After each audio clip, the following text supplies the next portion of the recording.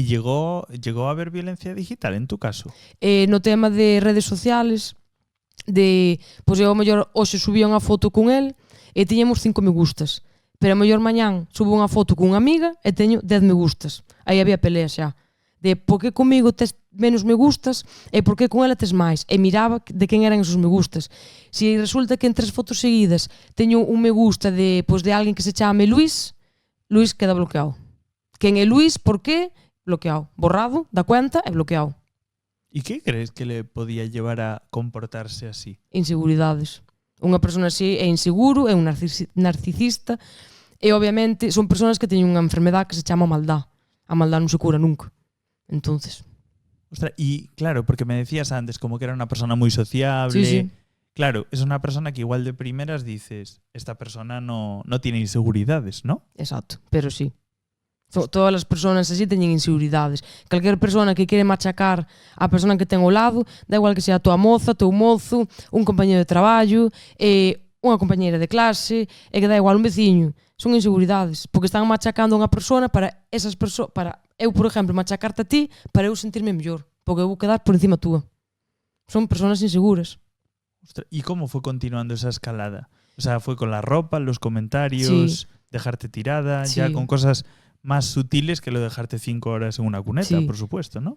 Pois a mellor un día tiñamos unha pelea, discutíamos, e para castigarme bloqueábame de WhatsApp, e a mellor non me chamaba ou non me deixaba chamalo porque tamén me bloqueaba das chamadas, unha semana, 2, despois desbloqueábame, eu collía unha alegría tremenda de xa vexo a foto de perfil, xa vexo o estado, vale, fálolle, e xa iba mangada.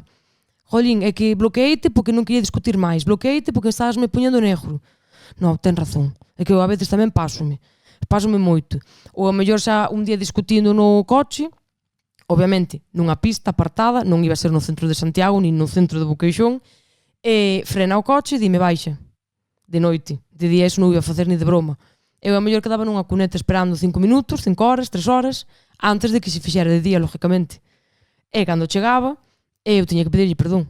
Eu entraba de, cariño, ao final non era para tanto. Home, deixeite tirada por non partirche a cara. Menos mal que te deixei aí, se non iba a ser peor. Bueno, pois menos mal que o fixo así, porque ao final quéreme, non pasa nada, perfecto. ¿Y tenías miedo en esos momentos? No, porque ao final a mala era eu. O sea, que la culpa era lo que utilizaba para manipularte, ¿no? Exacto, sí. Apelando constantemente a tu culpa y a tu responsabilidad. Sí. Y después me genera mucha curiosidad. Él de cara al exterior, porque si dices que es narcisista, entiendo yo que de cara al exterior igual presumía de ti, ¿no? Lógicamente. Eu, por exemplo, non podía poñer minifaldas, nin camisetas apretadas, nin con moito escote, pero cando íamos cos seus amigos, sí. Para que vexan meus amigos que vales para lucir. E obviamente besito por aquí, besito por ali, abrazos, como la quiero, sí. E nas fotos de 20 si éramos os máis felices.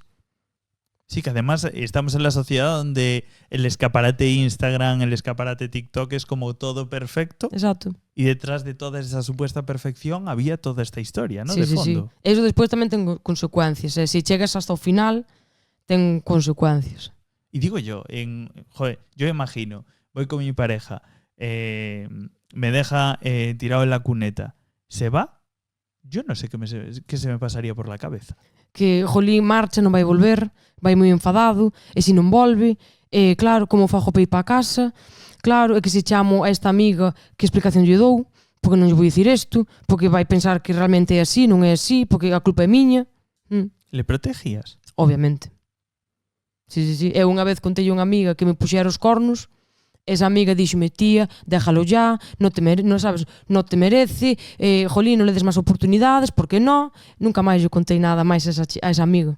Dixen, non lle vou contar nada máis, porque vai me falar mal del, non me va a entender, entón non lle conto nada máis. ¿Qué necesitabas tú en esos momentos? Porque claro, igual hay alguna persona viendo esto que igual le sale la misma reacción que tu amiga, ¿no? Es decir, oye, tío, tienes que dejarlo, y como igual ya se lo dices 5 veces y no hace caso, dices, pues paso. Pero igual tú necesitabas otra cosa. Necesitaba que sin querer me deran apoyo. Eles, o sea, aparte de a outra parte, saber que me estaba tratando mal, pero non vir directamente a por min, de déjalo, de mira o que che fai, e que non te estás valorando, porque aí eu cerrome máis, e non vou querer quedar, ou non quedo máis con esa xente, ou non lle falo máis del.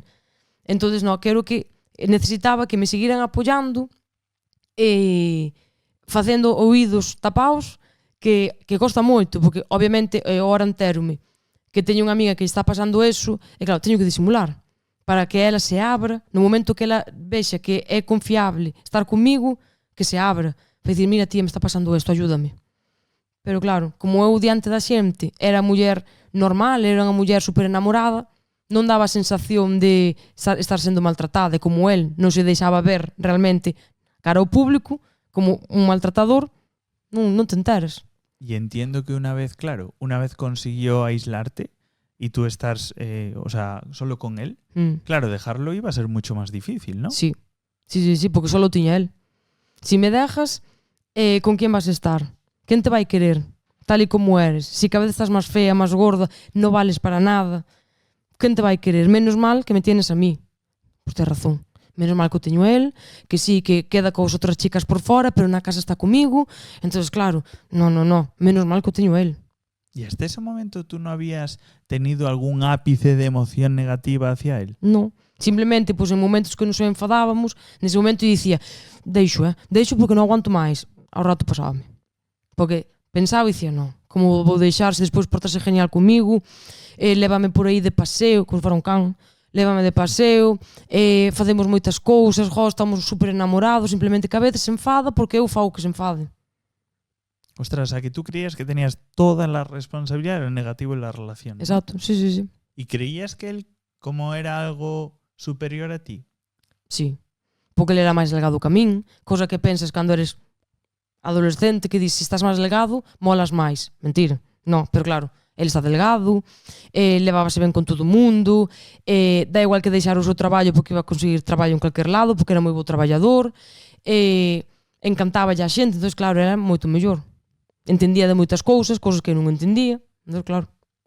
Y encima, cuando hablaba de algo que entendía, hacía ver que tú no lo entendías, imagino. Exacto. Sí, o sea, sí, todo sí. era un arma arrojadiza, ¿no? Sí. ¿Y cómo sigue entonces la historia? Aí vai seguindo que unha vez que mentalmente eu xa estou anulada, sí, bueno, obviamente a parte mental, a parte psicológica sigue crecendo e sigue apoiando esas cousas que me fai, pero vai aumentando a física. Que non empeza con bofetón, pois a mellor un día discutindo escúpeme na cara. Que pode ser, é o peor que che poden facer, Que dir, nunca o supen hasta que me fixeron. Que dir, que che escupan na cara, que dir, buah, entón limpias colles a manga do jersey, limpias, respiras, perdón. E me escúpoche por non partirche a cara. Ou por non poder darche 2 patadas. Pois menos mal. Ten razón. É que estás loca.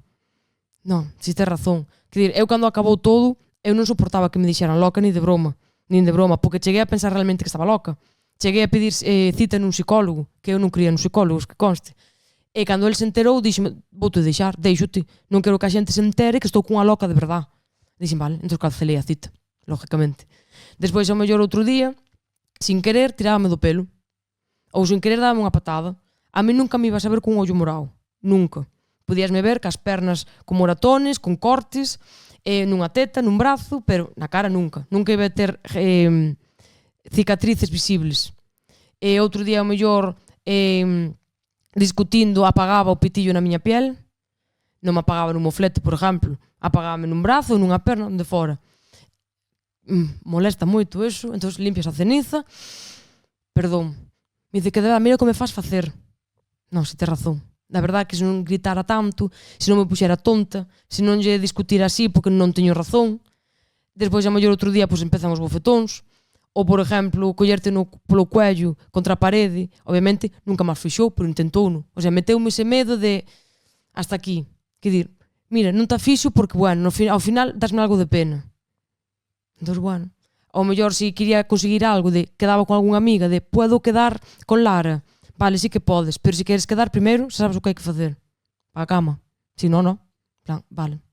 Tes razón, sí, sin problema. Tal, eres a miña moza, o que hai que facer. Sí. Tes razón, sí.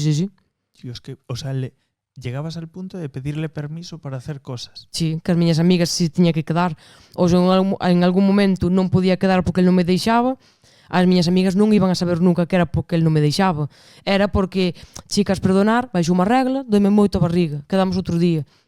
chicas, perdonar, e que non me din conta que tiña examen, tiño que estudiar, quedamos outro día. Obviamente nunca lle voy a dicir eso. Buah. ¿Y no sé si viste la peli Te doy mis ojos? Creo que non sei. De, ¿cómo se dice? Luis Tosar.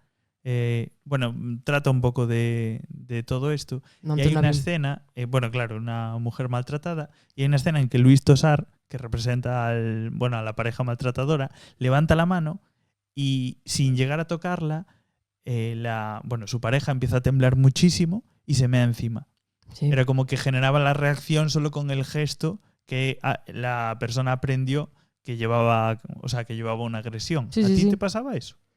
Home, lógicamente, cando ele levantaba a man, ou mesmo, según a cara que iba poñendo, ti xa sabías que iba a vir outra cousa detrás. Que non iba a quedar neso. E eso despois costoume moito tempo curalo, porque quedas con esa manía na cabeza. É o mismo que lle pasa a un animal. Ti tes un gato na casa e pégaslle, no momento que ven calquera outra persona que non lle vai pegar, pero levanta a man, o gato encolle as orellas. Pois é o mismo. Wow.